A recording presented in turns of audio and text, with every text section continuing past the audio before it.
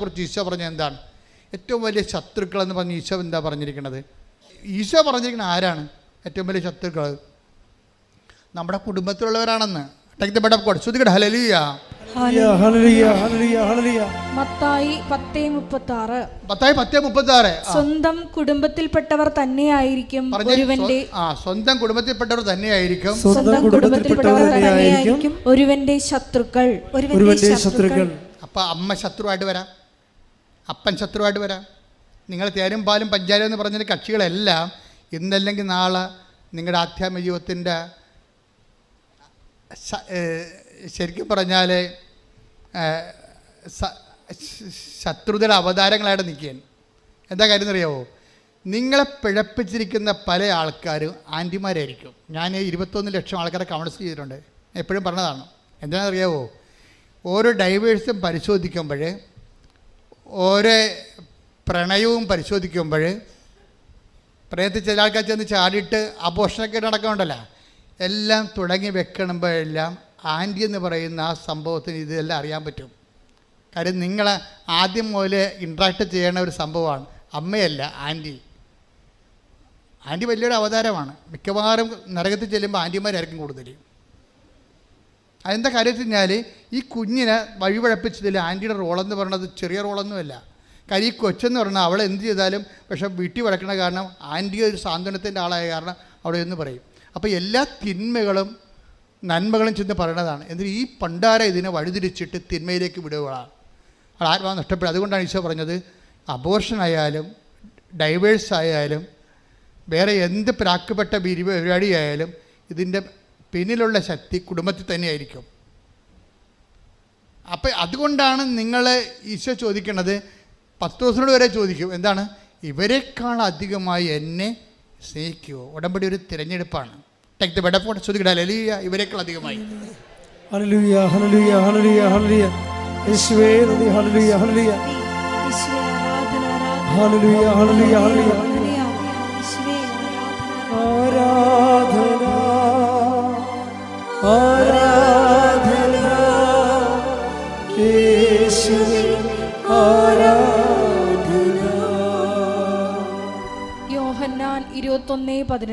യോഹന്നാൻ 21:15. അവരുടെ പ്രാതൽ കഴിഞ്ഞപ്പോൾ യേശു ശിമയോൻ പത്രോസിനോട് ചോദിച്ചു, യോഹന്നാന്റെ പുത്രനായ ശിമയോനെ, നീ ഇവരെക്കാൾ അധികമായി എന്നെ സ്നേഹിക്കുന്നുവോ?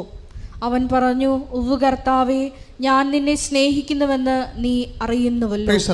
അതായത് യേശുവിൻ്റെ അതായത് സഭയുടെ തലയോടാണ് ഈ ചോദ്യം ചോദിച്ചിരിക്കുന്നത്. സഭയുടെ തലയോട് ചോദിച്ചിരിക്കുകയാണ്. എന്ന് വെച്ചാൽ അംഗങ്ങളോട് ചോദിച്ച ചോദ്യമാണത്. സഭയുടെ ഭൗതിക തലവൻ പത്രോസാണ്. അപ്പോഴേ ഈ തലയോടാണ് ചോദിച്ചിരിക്കുന്നത്, നീ ഇവരെക്കാൾ അധികമായി എന്നെ സ്നേഹിക്കുന്നു. വെച്ചാൽ സഭയുടെ അംഗങ്ങളോട്, യേശുവിൽ വിശ്വസിക്കുന്ന എല്ലാവരോടും ചോദിച്ച ചോദ്യമാണ്.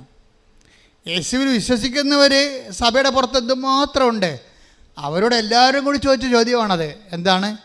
ഇവരെക്കാൾ അധികമായി. കവനൻ്റിൽ എപ്പോഴും നമ്മൾ നോക്കേണ്ടത്, ഈ കവനൻ്റ് റിലേഷനിലിരിക്കുന്ന ആൾക്കാർക്ക്, ഉടമ്പടി ബന്ധത്തിലിരിക്കുന്ന ആൾക്കാർക്ക് അവരോട് തന്നെ ചോദിക്കേണ്ട ചോദ്യമാണ്, ഞാൻ ഉടമ്പടി ചെയ്ത എൻ്റെ ദൈവത്തെക്കാൾ അധികമായി വേറെ ആരെങ്കിലും സ്നേഹിക്കുന്നുണ്ടോ? അതാണ് പ്രശ്നം. ഞാൻ കവനൻ്റ് ചെയ്ത ദൈവത്തെക്കാൾ. ഇപ്പം എന്താ ചെയ്തിരിക്കണമെന്ന് പറഞ്ഞാൽ, ചില പ്രണയപ്രാന്തി പിടിച്ച ആൾക്കാർ ഉടമ്പടി ചെയ്തിരിക്കുന്നത് അവളോ അവനോ സ്നേഹിക്കുന്ന കാമുകനോ കാമുകയോ ദൈവം വശത്താക്കി പിടിക്കാനുള്ള മാമാപ്പണി ചെയ്ത് കൊടുക്കാൻ വേണ്ടി ഉടമ്പടി ചെയ്തിരിക്കുന്നത്. എൻ്റെ കൈ കിട്ടിയാൽ ഞാൻ ഒഴിച്ചിട്ട് വരാം. എന്താ കാര്യം? നിങ്ങളുടെ ഉള്ളിലുള്ള ജഡികമായ ആസക്തികളെ പ്രോത്സാഹിപ്പിക്കാൻ വേണ്ടിയല്ല ദൈവം ഉടമ്പടി ചെയ്തിരിക്കുന്നത്. ദൈവം നിങ്ങളെ വിശുദ്ധീകരിച്ചുകൊണ്ട് നിത്യത വരെ നിങ്ങളെ കൊണ്ടുപോകാനുള്ള പാങ്ങുണ്ടാക്കി തീർക്കാനുള്ള പരിചരണങ്ങൾ നൽകുന്നതാണ് ഇതിൻ്റെ അടിസ്ഥാന നടപടിക്രമം. ഉടമ്പടിയിലൂടെ ഞങ്ങളുടെ ഓരോരുത്തരുടെയും ജീവിതങ്ങളെ വിശുദ്ധീകരിക്കണമേ എന്ന് പ്രാർത്ഥിക്കുന്നു, ശക്തീകരിക്കണമേ എന്ന് പ്രാർത്ഥിക്കുന്നു, ദൈവ സ്നേഹത്താൽ നിറയ്ക്കണമേ എന്ന് പ്രാർത്ഥിക്കുന്നു. അപ്പൊ നിങ്ങൾ ഉടമ്പടി ചെയ്യുമ്പോൾ തന്നെ പറഞ്ഞു, ദൈവമേ, ദൈവഹിത പ്രകാരമല്ലാത്ത ഒരു കാര്യവും എൻ്റെ ജീവിതത്തിൽ നടക്കരുത് എന്ന് പറയുന്നതിനാണ് ഉടമ്പടി സമർപ്പണം എന്ന് പറയുന്നത്. വിശ്വാസം, പ്രത്യാശ, സ്നേഹം. നാലാമത്തെ എന്താണ്? സമർപ്പണം ഉടമ്പടി വരുമ്പോഴാണ് ആധ്യാത്മികതയിൽ സമർപ്പണം ശക്തി പ്രാപിക്കുന്നത്. എന്ന് വെച്ച് കഴിഞ്ഞാൽ എൻ്റെ ജീവിതത്തിൽ എൻ്റെ ജീവിതത്തിലെ ദൈവത്തിന്റെ ഇഷ്ടമല്ലാത്ത ഒരു കാര്യവും സംഭവിക്കാതിരിക്കാൻ ഞാൻ സമ്പൂർണമായി ദൈവഹിതത്തിനായി എന്നെ തന്നെ സമർപ്പിക്കുന്നു. ദിവ്യകാരുണ്യത്തിന്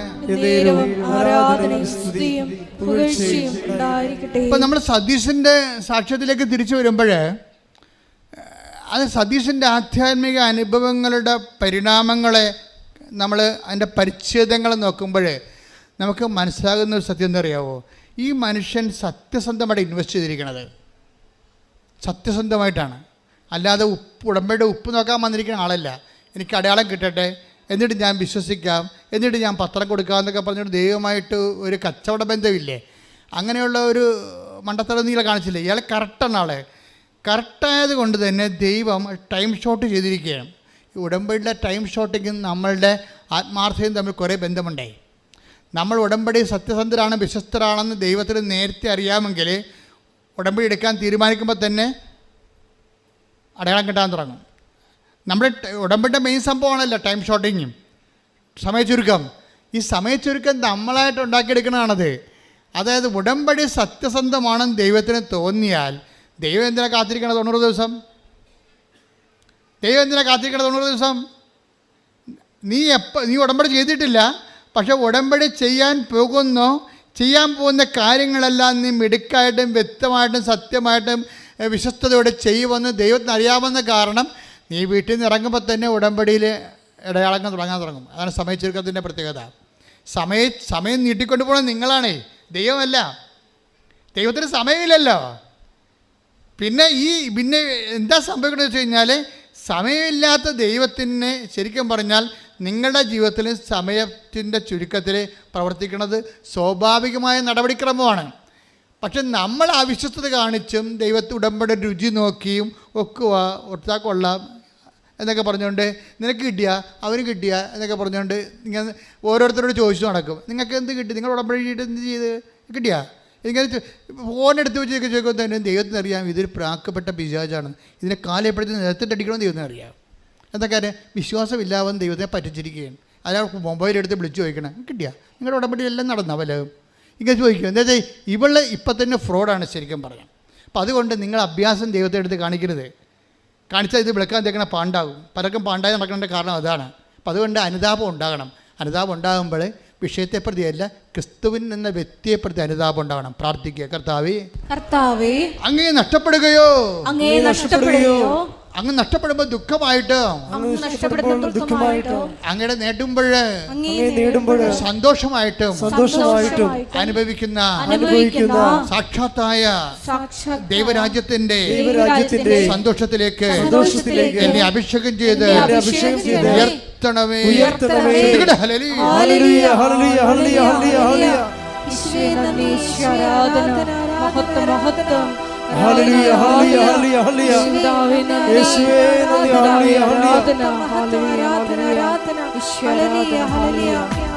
പരമദിവ്യകാരുണ്യത്തിന്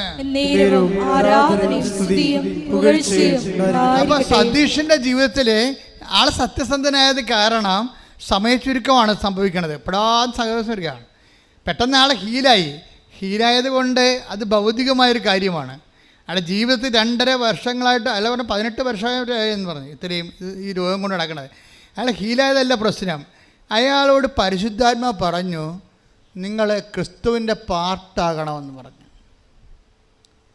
അല്ല അച്ഛനും കപ്പേരും പള്ളിയൊന്നുമല്ല പറഞ്ഞിരിക്കുന്നത് സതീശനോട്. ആരാ പറഞ്ഞത്? പരിശുദ്ധാത്മാവ് പറഞ്ഞു. അതാണ് അയാൾ പറഞ്ഞത്. പരിശുദ്ധാത്മാവിൻ്റെ ദർശനങ്ങൾ ഇല്ലേ അയാൾ കണ്ട്, ദർശനങ്ങൾ കിട്ടിയേക്ക് അയാൾ സ്വപ്നങ്ങൾ കണ്ടു. അപ്പം എൻ്റെ പരിശുദ്ധമായ നിറഞ്ഞ് വസിച്ചെന്നാണ് പറയണത്. അത് പരിശുദ്ധാത്മാവിനുണ്ടായ പ്രശ്നം. ഈ പരിശുദ്ധാത്മാവിൻ്റെ കൂടി പ്രവർത്തനമാണ്. ഇപ്പം നമ്മൾ നടപടി പുസ്തകം 2:17 എടുത്ത് ശ്രദ്ധിക്കട്ടെ. ഹല്ലേലൂയ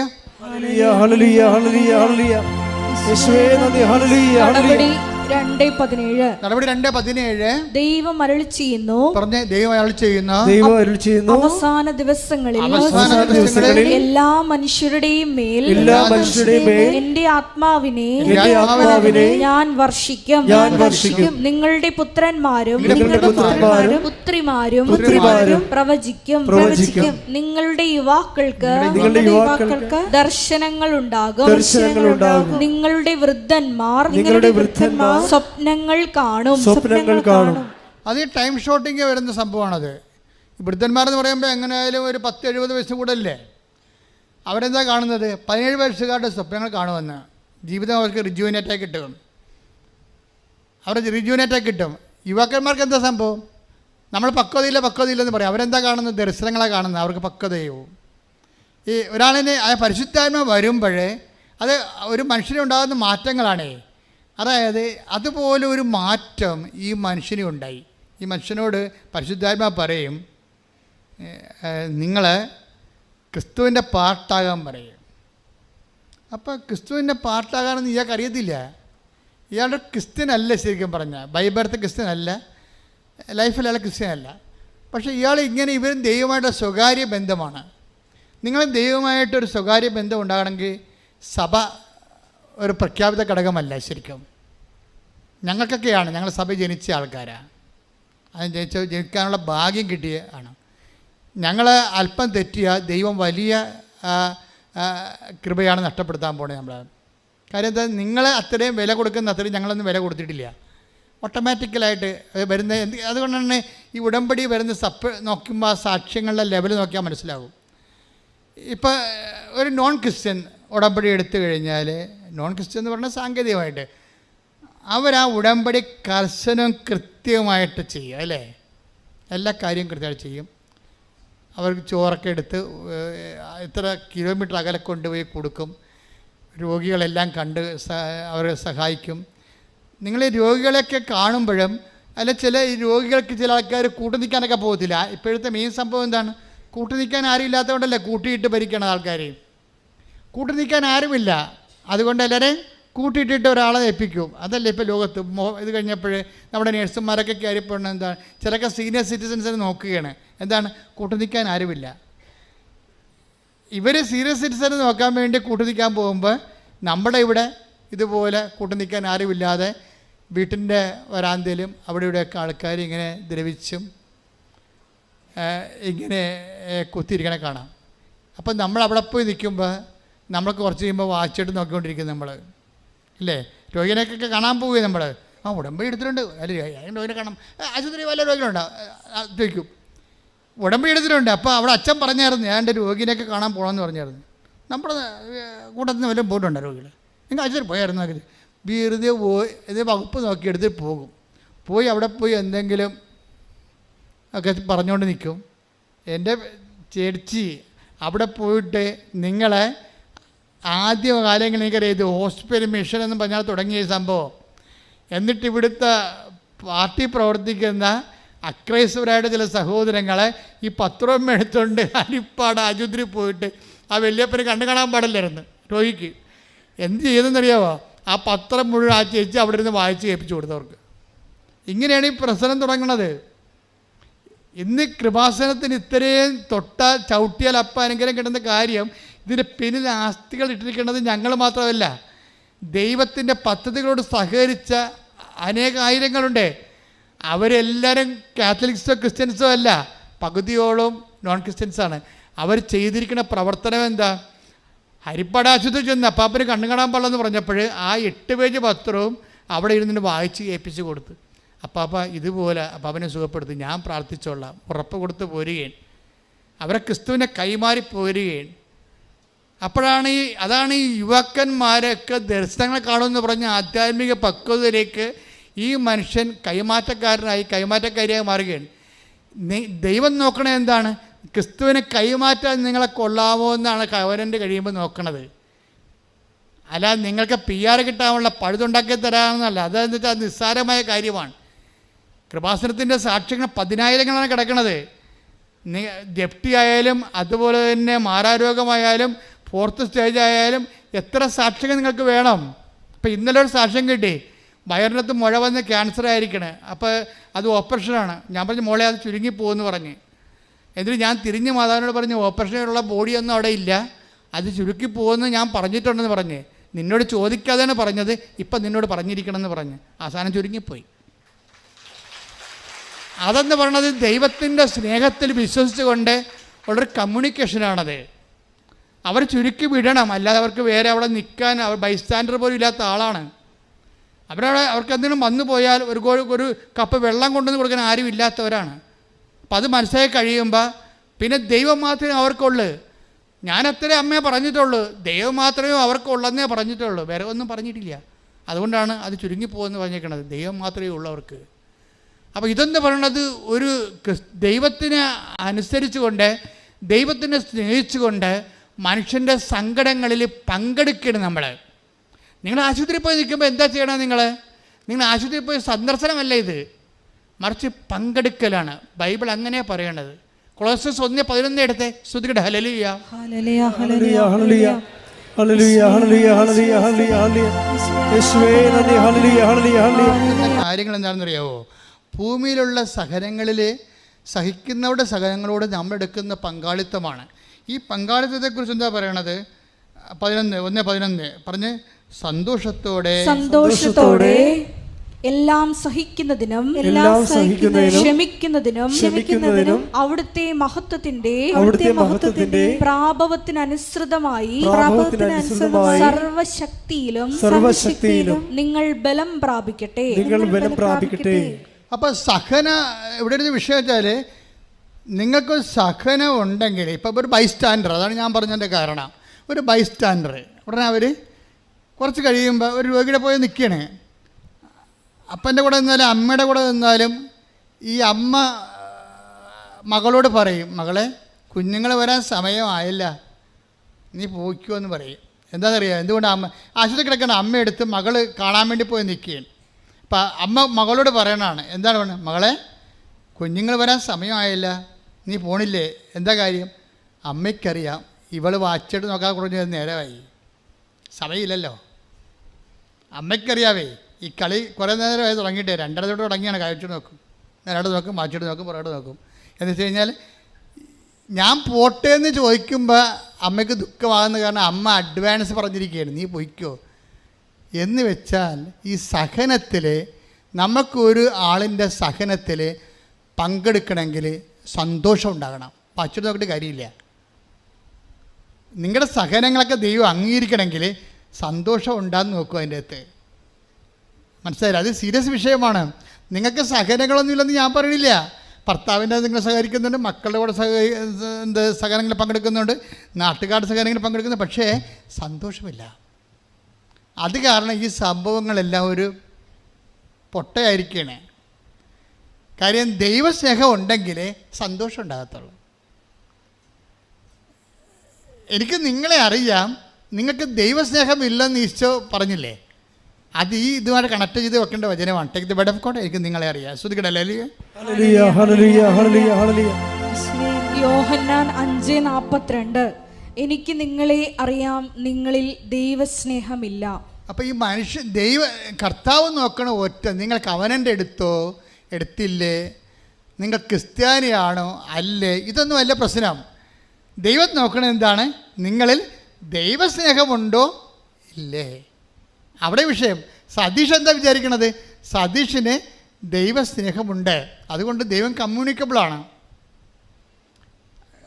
അവനോട് പരിശുദ്ധാത്മ പറഞ്ഞു, ഇനി നിനക്കൊരു കുറവുണ്ട്, നീ ക്രിസ്തുവിൻ്റെ പാർട്ടാകണമെന്ന് പറഞ്ഞു.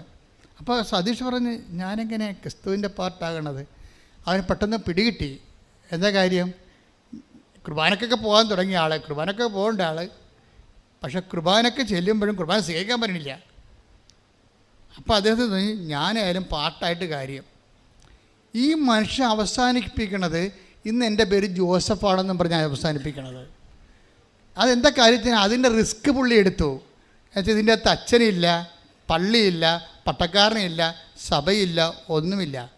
അയാളും അയാളുടെ ദൈവവും തമ്മിലുള്ള ഇടപാടുകളേ ഉള്ളൂ അതിൻ്റെ അകത്ത്. പക്ഷേ എന്താ പ്രശ്നം വെച്ച് കഴിഞ്ഞാൽ, ഈ ആളുടെ ഉടമ്പടിയിൽ ഈ ആൾക്ക് നല്ല ദൈവസ്നേഹമുണ്ട്. കാര്യം ദൈവസ്നേഹം ഉണ്ടാകാൻ കാരണം ഇത്രയും നാൾ അനുഭവിക്കാത്ത ഒരു സൗഖ്യമാണ് അനുഭവിച്ചത്. പിന്നീട് അയാൾക്ക് കിട്ടിയ പരിശുദ്ധാത്മാവ്, ആ പരിശുദ്ധാത്മാവിടെ കൂടിയ ദർശനങ്ങൾ, സ്വപ്നങ്ങൾ, അയാളുടെ ദൈവമേഖലയിൽ ആയിപ്പെട്ടപ്പോഴപ്പോൾ അദ്ദേഹത്തിന് ദൈവത്തെക്കുറിച്ച് കൃത്യമായ ഒരാശയം കിട്ടി. ഉടമ്പടി റേഞ്ചുകൾ ഭയങ്കരമാണ്. പക്ഷേ ഞങ്ങളെ സംബന്ധിച്ചിടത്തോളം നിങ്ങളുടെ ഭൗതികമായ കണ്ണുനീര് ഒപ്പിയെടുക്കുക ആണ് ഞങ്ങളുടെ പ്രഥമ ലക്ഷ്യം എന്ന് പറയുന്നത്. ഞങ്ങൾക്ക് വേറെ ലക്ഷ്യങ്ങളൊന്നുമില്ലെന്ന് ഞാൻ ഈ ഉടമ്പടി തുടങ്ങിയപ്പോഴേ പറഞ്ഞിട്ടുണ്ട്. ഒരാളെ മതം മാറ്റുകയോ ഒരാളെ ജ്ഞാനസ്നാനപ്പെടുത്തുകയോ ഇതൊന്നും കൃപാസനത്തിൻ്റെ ലക്ഷ്യമല്ല. ലക്ഷ്യമെന്താണ് കാര്യം? നിങ്ങൾ വേദനയില്ലാതെയും സന്തോഷത്തോടെയും ഈ ഭൂമിയിൽ ദൈവത്തെ അനുഭവിച്ചുകൊണ്ട് ജീവിക്കണം. അതുകൊണ്ടാണ് ഞങ്ങൾ പ്രാർത്ഥിക്കുന്നത് നിങ്ങളുടെ കൂടെ നിന്നുകൊണ്ട്. അതുകൊണ്ട് പ്രഖ്യാപിത നയം അത് തന്നെയാണ്. ഞങ്ങളാരും ഈ വിഷയത്തിൽ, നിങ്ങളുടെ വിശ്വാസ വിഷയത്തിൽ ഒന്നും ഇടപെടത്തില്ല. എന്താ കാര്യം? ഞങ്ങളോട് വിശ്വാസ വിഷയത്തിൽ ഇടപെടാനല്ല പറഞ്ഞിരിക്കുന്നത്, നിങ്ങളുടെ ജീവിത സങ്കടങ്ങളിൽ ദൈവത്തിൻ്റെ ആശ്വാസം പകർന്ന് തരാൻ നിങ്ങളെ തന്നെ ഒരുക്കുക എന്നുള്ള ഉദ്ദേശത്തിലാണ്. അതൊക്കെ മനസ്സിലാകും.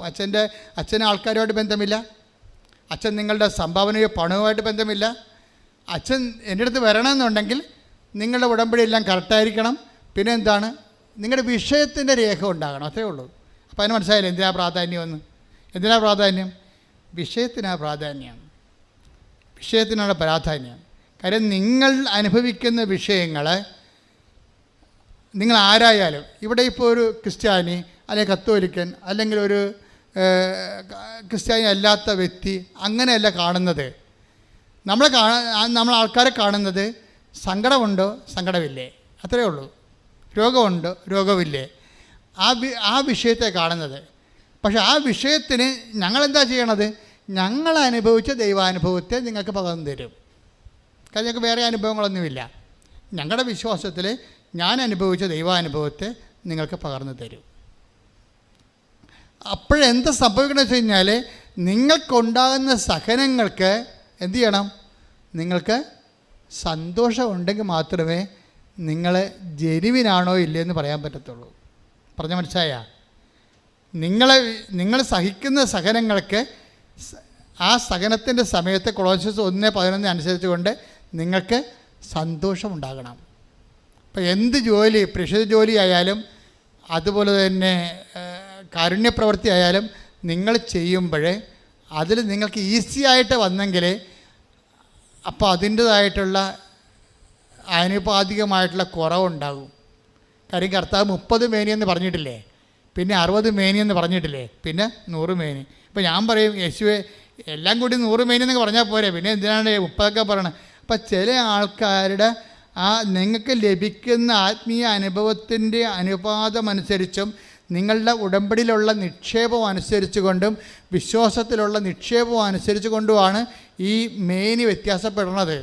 അപ്പം നിങ്ങളെന്താ ചെയ്യേണ്ടതെന്ന് വെച്ച് കഴിഞ്ഞാൽ, ഇപ്പോൾ കർത്താവ് പറയും, ദൈവരാജ്യത്തിലെ ഏറ്റവും ചെറിയവൻ പോലും take the bread of God. ശ്രുതിക്കട്ടെ ഹല്ലേലൂയ, ഹല്ലേലൂയ, ഹല്ലേലൂയ, ഹല്ലേലൂയ, ഹല്ലേലൂയ. യേശുവേ നന്ദി, യേശുവേ സ്തുതി. ഹല്ലേലൂയ. ലൂക്കാ 7:28.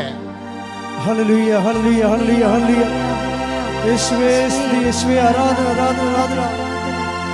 ഹല്ലേലൂയ, ഹല്ലേലൂയ, ഹല്ലേലൂയ.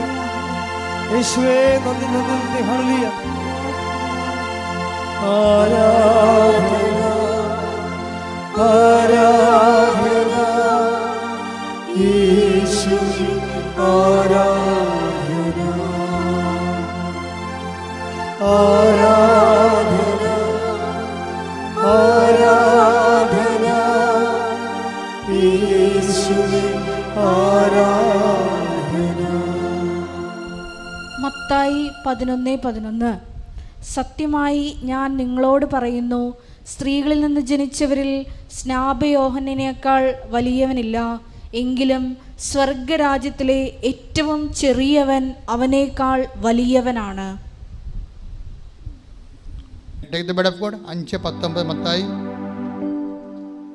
ശ്രുതിക്കട്ടെ ഹല്ലേലൂയ, ഹല്ലേലൂയ, ഹല്ലേലൂയ, ഹല്ലേലൂയ, ഹല്ലേലൂയ. യേശുവേ മത്തായി 5:19. ഈ പ്രമാണങ്ങളിൽ പറഞ്ഞ ഈ പ്രമാണങ്ങളിൽ ഏറ്റവും നിസ്സാരമായ ഒന്ന് ലംഘിക്കുകയോ ലംഘിക്കുവാൻ മറ്റുള്ളവരെ പഠിപ്പിക്കുകയോ ചെയ്യുന്നവൻ സ്വർഗരാജ്യത്തിൽ ചെറിയവനെന്ന് വിളിക്കപ്പെടും. എന്നാൽ ഇപ്പൊ രണ്ട് എൻ്റെ മനസ്സിലായില്ലേ? ആദ്യം വായിച്ചതായിരുന്നു മത്തായി 10:11.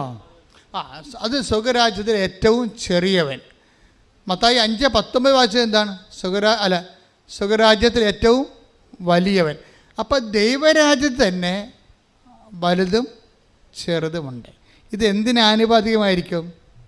നമ്മൾ ആർജിക്കുന്ന കൃപയ്ക്ക് ആനുപാതികമായിരിക്കും, അനുഗ്രഹത്തിനല്ല. ഈ ഭൂമി വെച്ച് അനുഗ്രഹം, ദൈവത്തെ വിശ്വസിക്കാത്തവർക്ക് അനുഗ്രഹം കിട്ടും. അത് ഫിസിക്കൽ ബ്ലെസ്സിങ്സ് എന്ന് പറയും, ഭൗതിക ആനുകൂല്യങ്ങൾ. അത് നിരീശ്വരവാദികളും കിട്ടും. വിശ്വാസം ഇപ്പം തന്നെ ആ ഇംഗ്ലണ്ടിൽ ഇപ്പോൾ പാസ്സായി വന്നിരിക്കുന്ന പ്രധാനമന്ത്രി നിരീശ്വരവാദിയാണ്, ഇല്ലേ? അപ്പം നിരീശ്വരവാദിയാണെങ്കിലും ഭൗതിക ആനുകൂല്യങ്ങൾ കിട്ടും. നമ്മൾ പറയുന്നത് ദൈവത്തെ അനുഭവിച്ച ആൾക്കാരുടെ ഏറ്റക്കുറച്ചിലാണ്. എന്താ അത് നിത്യതയുമായിട്ട് ബന്ധപ്പെട്ടാണ്.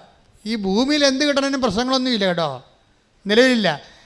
ദൈവം ഈ ഉടമ്പടി ചെയ്യണത് എന്താണ്? ദൈവരാജ്യത്തിൽ വലിയവനുമുണ്ട് ചെറിയവനുമുണ്ട്. ഇതെങ്ങനെയാണ് ഉണ്ടാകണത്? അവൻ ആർജിക്കുന്ന, അതാണ് കൊളോസ്യസ് 1:11 എന്താ വായിച്ചത് നമ്മൾ? സന്തോഷത്തോടെ എല്ലാം സഹിക്കുന്നതിനും പറഞ്ഞേ സന്തോഷത്തോടെ എല്ലാം സഹിക്കുന്നതിനും ക്ഷമിക്കുന്നതിനും അവിടുത്തെ മഹത്വത്തിന്റെ പ്രാഭവത്തിനനുസൃതമായി സർവശക്തിയിലും നിങ്ങൾ ബലം പ്രാപിക്കട്ടെ. അപ്പൊ ഒന്നുകൂടി വായിച്ചത്, സന്തോഷത്തോടെ എല്ലാം സഹിക്കുന്നതിനും ക്ഷമിക്കുന്നതിനും അവിടുത്തെ മഹത്വത്തിന്റെ പ്രാഭവത്തിനനുസൃതമായി സർവശക്തിയിലും നിങ്ങൾ ബലം പ്രാപിക്കട്ടെ. ദൈവത്തിന്റെ മഹത്വത്തിന്റെ പ്രാഭവത്തിന്റെ ആനുപാതികമായി സർവശക്തിയിലും ബലം പ്രാപിക്കുന്നതിനാണ് നമ്മളെ കൃപയുടെ അഭിഷേകം എന്ന് പറയണത്. ദൈവം കവനൻ്റിലൂടെ ഉദ്ദേശിക്കുന്നത് ഈ ശക്തി ധരിക്കുക എന്നുള്ളതാണ്. പറഞ്ഞാൽ മനസ്സിലായില്ലേ? ബലം പ്രാപിക്കുക. മനുഷ്യൻ ബലം പ്രാപിക്കുന്നത് ഒക്കെ നല്ല പ്രോട്ടീൻ കഴിച്ച് ജിംനേഷ്യത്തിൽ പോകുമ്പോഴാണ്. പക്ഷേ കൃപയുടെ ഉദ്ദേശം ആത്മാവിൻ്റെ ബലം പ്രാപിക്കലാണ് ഉദ്ദേശിക്കുന്നത്. ഇപ്പം നിങ്ങൾ മക്കളില്ലാത്തവർക്ക് മക്കളുണ്ടാകും. 23 വർഷമായിട്ട് മക്കളില്ലാത്ത ആൾക്കാർക്ക് എങ്ങനെ ഉടമ്പടി എടുക്കുമ്പോൾ ഉടനെ ആ മാസം തന്നെ മക്കളുണ്ടാകണത്? അപ്പോൾ മാതാവ് കൊടുക്കണത്. അപ്പോൾ ഭൗതിക ആനുകൂല്യത്തിൽ ഈ ആൾക്കാരെ ഒരു പഞ്ഞവും ഇല്ല. പക്ഷെ ദൈവം ഉന്നം വെക്കുന്നത് അതല്ല. ഈ ഒരു സങ്കീർണമായ ഭൗതിക സാഹചര്യത്തിന് സമ്മർദ്ദം നൽകിയിരിക്കുന്നത് അതിലൂടെ നിങ്ങളുടെ ആത്മാവിനെ ബലപ്പെടുത്താനുള്ള സാധ്യതകൾ അന്വേഷിക്കുകയാണ് ഉടമ്പടി. പിടിയോ? അതെന്താ ചെയ്യണം? അതിൽ സഹനത്തിന് ഒരു വ്യക്തിക്ക് എപ്പോഴാണ് സന്തോഷമുണ്ടാകുന്നത്? Take the word of God again. വായിച്ചേ. സന്തോഷത്തോടെ എല്ലാം സഹിക്കുന്നതിനും സന്തോഷത്തോടെ എല്ലാം സഹിക്കുന്നതിനും ക്ഷമിക്കുന്നതിനും അവിടുത്തെ മഹത്വത്തിന്റെ പ്രാഭവത്തിനനുസൃതമായി സർവശക്തിയിലും നിങ്ങൾ ബലം പ്രാപിക്കട്ടെ. അപ്പൊ നിങ്ങൾ ബലം പ്രാപിക്കേണ്ടത്, ഈ വാക്കും ദൈവരാജ്യം ബലവശമാക്കിയിരിക്കുന്ന വാക്കും സെയിമാണ്. ദൈവരാജ്യം ബലവശമാക്കിയിരിക്കുന്ന ശ്രുതികട. ഹല്ലേലൂയ ഹല്ലേലൂയ ഹല്ലേലൂയ ഹല്ലേലൂയ ഹല്ലേലൂയ യേശുവേ നന്ദി. ഹല്ലേലൂയ ഹല്ലേലൂയ ഹല്ലേലൂയ ഹല്ലേലൂയ ഹല്ലേലൂയ ഹല്ലേലൂയ. മത്തായി 11:12. സ്നാപക യോഹന്നാന്റെ നാളുകൾ മുതൽ, സ്നാപകയോഹന്നാന്റെ കാലം മുതൽ ഇന്നുവരെ സ്വർഗരാജ്യം ബലപ്രയോഗത്തിന് വിഷയമായിരിക്കുന്നു. ബലവാന്മാർ അത് പിടിച്ചടക്കുന്നു. അപ്പൊ ദൈവരാജ്യം ബലവാന്മാരാണ് പിടിച്ചടക്കുന്നത്. ഈ ബലമെന്ന് പറയണത് എന്താണെന്നാണ് ഈ പറയണത്. എന്താണ് ബലം? കൃപയാണ് ബലം. പിടിയ കൃപ നമ്മൾ ആർജിക്കുന്നതിന് ആനുപാതികം എന്താ വെച്ചാൽ അവിടുത്തെ മഹത്വത്തിൻ്റെ പ്രാഭവത്തിൻ്റെ ആനുപാതികമാണ്. അല്ലാതെ നമുക്ക് വേറെ തോതില്ല, കൃപയ്ക്ക് തോതില്ല. കൃപയ്ക്ക് കൊളോസ്യസ് 1:11 ഒരേ തോതേ വെച്ചിട്ടുള്ളൂ. എന്താണ്? അവിടുത്തെ മഹത്വത്തിൻ്റെ പ്രാഭവത്തിൻ്റെ ആനുപാതികം. അത് 100 മേനിയാണ്.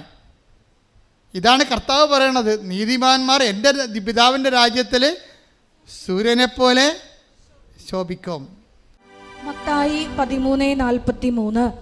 അപ്പോൾ നീതിമാന്മാർ തങ്ങളുടെ പിതാവിന്റെ രാജ്യത്തിൽ സൂര്യനെ പോലെ പ്രശോഭിക്കും. എന്ന് പറഞ്ഞ അപ്പോൾ നീതിമാന്മാർ തന്റെ പിതാവിന്റെ രാജ്യത്തിൽ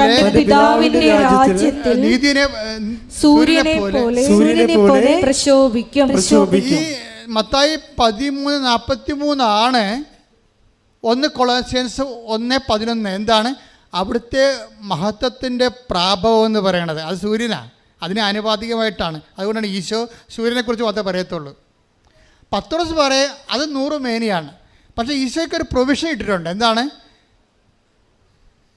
ദൈവരാജ്യം നല്ല നിലത്ത് വീണത് 100 മേനിയും, ചിലത് 60 മേനിയും, ചിലത് 30 മേനിയും. അപ്പോൾ മറ്റുള്ളവർ 30 മേനിക്കാർക്കും ചാൻസ് ഉണ്ട്. പക്ഷേ അതിന് ഈശോ എന്താ പറഞ്ഞിരിക്കണമെന്ന് വെച്ച് കഴിഞ്ഞാൽ അത് പൗലോസാണ് പറഞ്ഞിരിക്കണത്. 1 കൊരിന്ത്യർ 15:41 എന്താ പറയണത്?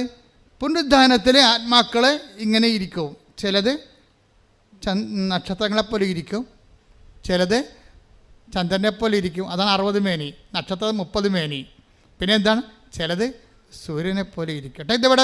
അതാകുമ്പോൾ 100 മേനി. 1 കൊരിന്തോസ് 15:41.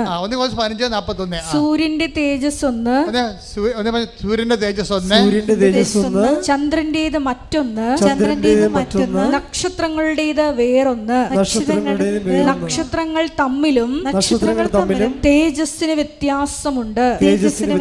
ഇപ്രകാരം തന്നെയാണ് മരിച്ചവരുടെ പുനരുദ്ധാനവും. ഇപ്രകാരം തന്നെയാണ് മരിച്ചവരുടെ പുനരുദ്ധാനം എന്ന് പറയുമ്പോഴേ നമ്മൾ ഈ ഭൂമിയിൽ ആർജിക്കുന്ന കൃപ ആർജിച്ചത് എങ്ങനെ മനസ്സിലാക്കാൻ പറ്റുമെന്നാണ് പറയണത്. അത് 1 കൊളോസ്യർ 11:15 മനസ്സിലാക്കാൻ പറ്റാതെ സഹനത്തിന് സന്തോഷമുണ്ടാകും. എൻ്റെ മക്കളെ, നിങ്ങളുടെ സഹനങ്ങൾക്ക് സന്തോഷം ഉണ്ടാകുന്നത് വരെ കൃപ ആർജിക്കാനുള്ള പ്രോസസ്സിങ് നടന്നുകൊണ്ടിരിക്കും. ഇതുകൊണ്ട് തന്നെയാണ് ബുദ്ധിപരമായിട്ട് ഇൻവെസ്റ്റ് ചെയ്യണതിൻ്റെ അകത്ത്. ഇതൊരു മാത്തമാറ്റിക്കൽ ഇൻവെസ്റ്റ്മെൻറ്റ് പ്ലാനാണിത്. നമ്മൾ ഇതിനകത്ത് ഇൻവെസ്റ്റ് ചെയ്യണം. ഇപ്പം നിങ്ങൾക്കൊരു അമ്മായിയമ്മ, ഇപ്പം ഇന്നാൾ ഒരു ചേട്ടത്തി സാക്ഷ്യം പറഞ്ഞാൽ എന്താണ് സാക്ഷ്യം പറഞ്ഞാൽ? അച്ഛാ എന്താ പറഞ്ഞവർ? ഒരു അമ്മായിയപ്പ സാക്ഷ്യം പറഞ്ഞില്ലേ? എൻ്റെ മകളെ ഒരു കടുവാക്കാണ് കെട്ടിച്ചതെന്ന്. അപ്പം അച്ഛൻ വാപത്തി പിടിച്ച് മൈക്കും ബാക്കി കളഞ്ഞ്.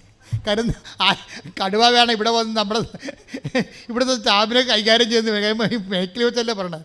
എൻ്റെ മകളെ ഒരു കടുവാക്കാണ് കെട്ടിച്ചത്. അപ്പം കടുവയായിരിക്കും. ഈ കടുവയെ നമ്മൾക്ക് പൂച്ചയാക്കാൻ പറ്റും, പുലിയെ പൂച്ചയാക്കാൻ പറ്റും. 2 തരത്തിലാണ് വരണത്. ഒന്ന്, കൃപയാർജിക്കുമ്പോൾ നിനക്കത് അവരുണ്ടാക്കുന്ന സങ്കടങ്ങൾ, സംഘർഷങ്ങൾ നിനക്ക് സന്തോഷമാക്കി തോന്നും. എന്താ കാര്യം? ഇതിലൂടെ ക്രിസ്തുവിൻ്റെ സഹനത്തിൽ ഞാൻ പങ്കെടുക്കുന്നു. അതാണ് സംഭവം. ഇതിലൂടെ ക്രിസ്തുവിൻ്റെ സഹനത്തിൽ ഞാൻ പങ്കെടുക്കുന്നു. ക്രിസ്തുവിൻ്റെ സഹനം എന്ന് പറയണത് കർത്താവ് ഇനി ആർക്കും ഒന്നും അവിടെ ചെയ്യാൻ പറ്റാത്ത രീതിയിൽ ഇനി കർത്താവ് റെക്കോർഡ് ഇട്ടിട്ടുണ്ട്. ആ റെക്കോർഡിൻ്റെ അപ്പുറത്ത് ഇനി ആർക്കും റെക്കോർഡ് ഇടാൻ പറ്റത്തില്ല. കാര്യം വെച്ച് കഴിഞ്ഞാൽ അവൻ മരിച്ചു കഴിഞ്ഞതിന് ശേഷം പിന്നെയും ആൾക്കാർ അവനെ ആക്ഷേപിച്ചുകൊണ്ടിരുന്ന്, നമ്മളെല്ലാ സംഭവം മരിച്ചോടുകൂടി തീരുമല്ല. ക്രിസ്തുവിൻ്റെ സഹനം മരിച്ചിട്ടും തീരണില്ല. അവിടെ INR എഴുതി വെച്ചിട്ടുണ്ട്. അവൻ നോക്കിയിട്ട് വഴിയെ പോകുന്ന ആൾക്കാർ പറയും, എന്താ പറയണത്? ഇവൻ രാജാവല്ലേ, ഇവൻ എന്നാൽ പിന്നെ ഇവനെ രക്ഷിക്കാൻ പാടില്ല, ഞാൻ ഇറങ്ങി വരാൻ പാടില്ല എന്ന് പറഞ്ഞ് ഇവർ അപ്പം മരിച്ചിട്ടും ആക്ഷേപിക്കുന്നതിലേക്ക് അവിടം വരെ എത്തിയിട്ടില്ല സെൻറ്റ് പോൾ പറയണത്. അവൻ മരണത്തോളോ തന്നെ താഴ്ത്തിയെന്നാണ് പറയണത്. പക്ഷെ അവൻ മരണത്തോളം അല്ല താഴ്ത്തിയത്. അവൻ മരണാനന്തരവും ഇങ്ങനെ ഒരു തുണിയുടെ നഗ്നതയിലൊരു കുറവിറച്ചിയായിട്ട് പെരുവഴി തൂങ്ങിക്കിടക്കുമ്പോഴും അവൻ മരിച്ചിട്ടും അവനെ ആക്ഷേപിച്ചുകൊണ്ട് ജനങ്ങൾ പോകുന്നതായിട്ട് സുവിശേഷം പറഞ്ഞാണ് ഈ സുവിശേഷം എന്ന് പറയുന്ന മഹാസംഭവം അവസാനിക്കുന്നത്. അപ്പം അവന് മരണാനന്തരവും തന്നെ താഴ്ത്തിക്കൊണ്ട് നമ്മൾക്ക് സഹനത്തിൻ്റെയും സന്തോഷത്തിൻ്റെയും അവസാനം മാതൃകയായിട്ട് അവൻ കാലത്തിൽ ഇങ്ങനെ ജ്വലിച്ച് നിൽക്കുകയാണ്. ഇവൻ്റെ അരൂപി നമ്മൾ സ്വീകരിക്കാനാണ് സതീഷിനോട് പരിശുദ്ധാത്മാ പറയണത് ടേക്ക് ഹിസ് പാർട്ട്. എന്ത് മനോഹരമാണത് കേൾക്കാൻ ആ സാക്ഷ്യം. ഇവൻ്റെ അരൂപി, ഇവനാണ് ലോകത്തെ ജയിച്ചവൻ, അവനിൽ നിനക്കൊരു പങ്കാളിത്തം വേണമെന്ന് പറയും. ദൈവം സ്നേഹിക്കുന്നവർക്ക് ദൈവം ആദ്യം കൊടുക്കുന്നത് ക്രിസ്തുവിലുള്ള പങ്കാളിത്തമാണ്. കൈയടിച്ചു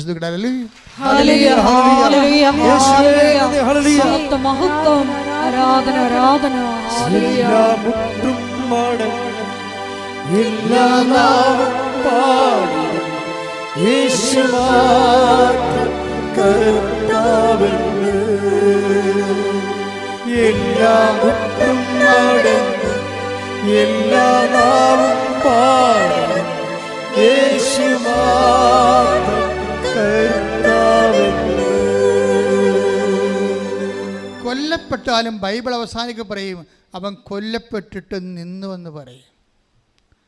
എന്താ പറഞ്ഞിരിക്കുന്നത്? കാരണം വെച്ച് കഴിഞ്ഞാൽ ഈ സഹനം അവനെ കത്തിച്ച് കളയണില്ല. കർത്താവ് പറയും മരണം, ഈ രോഗം മരണ കാരണമല്ല എന്ന് പറഞ്ഞ പോലെ ഈ സഹനം നമ്മുടെ നാശത്തിൻ്റെ കാരണമല്ല, മറിച്ച് രക്ഷയ്ക്ക് വേണ്ടി ദൈവത്തിൻ്റെ പരിപാലനയുടെ ഭാഗമാകുമ്പോഴാണ് സഹനം സന്തോഷമായിട്ട് മാറുന്നത്.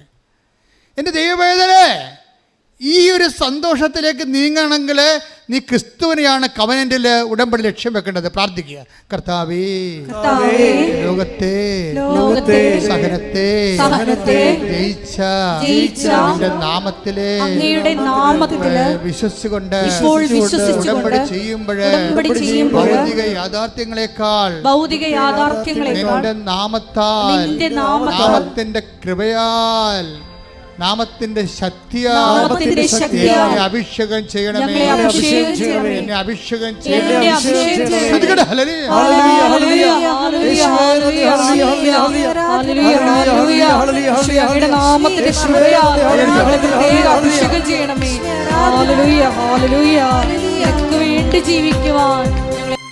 ഇത് കൊണ്ടാണ് ബൈബിളിലെ സഹനം സന്തോഷമാക്കുന്നതിന് വേണ്ടി ആന്തരിക സന്തോഷം, ഇത് ആന്തരിക സന്തോഷമാണ്. അതിനാണ് പരിശുദ്ധാത്മാവിൻ്റെ സന്തോഷമെന്ന് നമ്മൾ 14-17 പറയണത് അല്ലേ. ദൈവരാജ്യം, അത് ദൈവരാജ്യത്തെക്കുറിച്ചാണ് പറയണത്. എന്താണ് ദൈവരാജ്യം? പറഞ്ഞേ. ഭക്ഷണവും പാനീയവുമല്ല, നീതിയും സമാധാനവും പരിശുദ്ധാത്മാവിലുള്ള സന്തോഷവുമാണ്. അപ്പൊ ആത്മാവ് സന്തോഷം കൈമാറുന്നത് ക്രിസ്തുവിന് നമ്മൾ പങ്കാളികളാകുമ്പോഴാണ്. ക്രിസ്തു എന്ന് പറയുന്നത് സകലത്തിനെ ജയിച്ച അവസാനത്തെ വിജയിയുടെ പേരാണ്. എല്ലാ സകല സാഹചര്യങ്ങളെയും അതിജീവിച്ച ഒരു യുണീക്ക് റെഡീമറായി ഈശോ മാറുന്നത് ഇവിടെ വെച്ചാണ്. നമ്മൾ പ്രാർത്ഥിക്കുന്നത് ക്രിസ്തുവേ നിൻ്റെ ബലം, നിൻ്റെ സഹനമല്ല. സഹനത്തിന് കൃപയ്ക്കും വേണ്ടി ബൈബിൾ ഉപയോഗിക്കുന്ന ഒറ്റ വാക്ക് ബലമെന്നുള്ളതാണ്. എന്നെ ബലപ്പെടുത്തണമേ എന്നാണ് പ്രാർത്ഥിക്കേണ്ടത്. മനസ്സിലായില്ലേ? നിങ്ങളെ ഇപ്പോൾ ഉടമ്പടിയുടെ എന്തെങ്കിലും ഒരു വിഷയം, ഇപ്പം നിങ്ങൾ റിസൾട്ട് നോക്കി ഒരു വിഷയം പോയി, അപ്പോൾ എൻ്റെ ഉടനെ ഞാനെങ്ങനെ കൂട്ടുകാരുടെ മുമ്പിൽ നോക്കും, ഞാനെങ്ങനെ നാട്ടുകാരുടെ മുമ്പിൽ നോക്കും, ഞാൻ നാളെ കയറി പോകുന്നതാണ് പറഞ്ഞിരിക്കണത്, ഞാൻ ലോൺ എടുത്ത് പോയില്ല, 20 ലക്ഷത്തിൻ്റെ പലിശ ഞാൻ കൊടുക്കണമല്ല, ഇങ്ങനെ ഓരോ കാര്യം പറഞ്ഞ് പട്ടി മോങ്ങണ പോലെ മോങ്ങരുത്. കമ്പ്യൂട്ടർ നോക്കുമ്പോൾ നിങ്ങളുടെ വിഷയം കണ്ടില്ലെങ്കിൽ കർത്താവ് കാണുന്നുണ്ട് എല്ലാ കാര്യം. കർത്താവിന് പദ്ധതിയുണ്ട്. നീ ചിലപ്പോൾ കയറിപ്പോയി കഴിഞ്ഞാൽ, ഈ സമയത്ത് കയറിപ്പോയി കഴിഞ്ഞാൽ ചിലപ്പോൾ നിനക്ക് അവിടെ അതിൻ്റെ അക്കോമഡേഷൻ കിട്ടിയില്ലെന്ന് വരും, അല്ലെങ്കിൽ ആ സബ്ജക്റ്റ് നിനക്ക് കൈകാര്യം ചെയ്യാൻ പറ്റാതെ വരും. നിന്നെക്കാളുന്നെല്ലാം നിൻ്റെ വഴി കർത്താവിനറിയാം. അതിന് കർത്താവ് നിൻ്റെ വഴി കർമ്മീകരിക്കുകയാണ്. അപ്പം നീ എന്താ പറയേണ്ടത്? എൻ്റെ ഫയൽ കർത്താവ് എടുക്കണവരെ എന്നെ ബലപ്പെടുത്തണമേ. ബലപ്പെടുത്തുക എന്ന് വെച്ച് കഴിഞ്ഞാൽ അതിൻ്റെ അർത്ഥം എന്താണ്? എൻ്റെ സഹനങ്ങൾക്ക് ആനുപാതികമായ കൃപ നൽകണമേ. അതിൻ്റെ അർത്ഥം എന്താണ്? ക്രിസ്തുവിൻ്റെ സഹനങ്ങളിലെ ക്രിസ്തു സന്തോഷിച്ചതുപോലെ എന്നെയും എൻ്റെ സഹനങ്ങളെ സന്തോഷിപ്പിക്കാനുള്ള ആത്മാവിനാൽ അഭിഷേകം ചെയ്യണമേ. കൈയടിക്കട്ടെ.